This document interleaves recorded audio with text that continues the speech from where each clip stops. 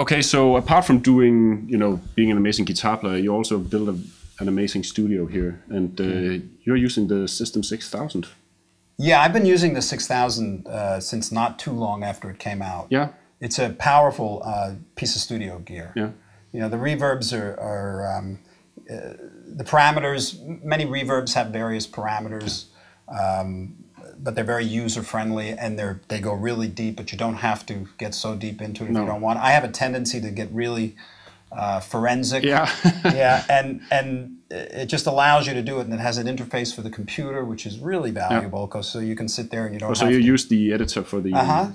We've used the editor. It's really hard to get the air into a reverb that sounds authentic. Yeah.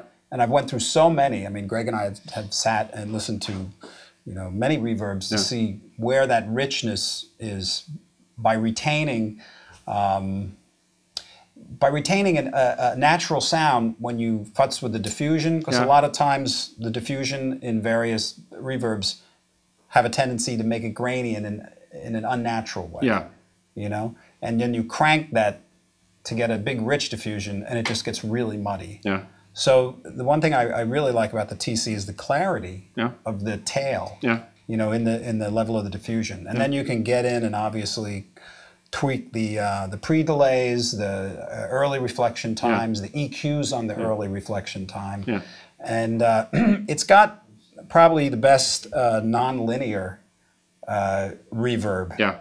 Because since back in the days when I was using the AMS, that was a really hard one to compete with. Yeah, that's a good one as well. It's a really good one, and we actually did a very, very close test on the AMS, because I still have it, and we built reverbs because there are very few parameters in the AMS, but we built a non-linear, several of them in our system, that have just that fine tuning that I always wanted to hear. The same kind of, that I couldn't do with the AMS. Yeah, it's got a really great EMT. 250 sound. I have the non-lin one. You're using that for the. Yeah.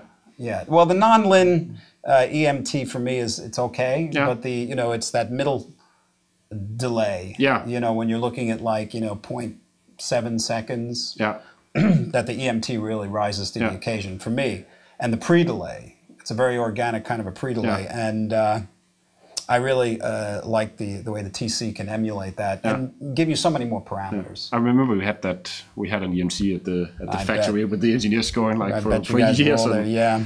So that was kind of cool. Do you use the mastering stuff as well in the System 6000, not just the reverbs? Absolutely. It's got an extremely... I've had the mastering, and I'll be using it again. It's a very smooth EQ, because it comes with an EQ package and like brick wall stuff. Yeah. And it's... I don't usually mix in the box, but when I do, everything goes through the TC. Yeah. And for the mastering, it's got a very smooth brick wall, so to speak. A lot of times you can't get the level up. Yeah, not too aggressive. But, and you lose all the dynamics. And it's got a really good. It breathes. And the EQ is really friendly. Yeah. Like so many times when especially when you're mastering, EQ, you got to be really careful because you're affecting the whole thing. And it's friendly in that you can kind of pump that top end in, and it just gets clearer as opposed to harsher. Yeah. It's a beautiful unit. It really is great. Thank you. Yeah.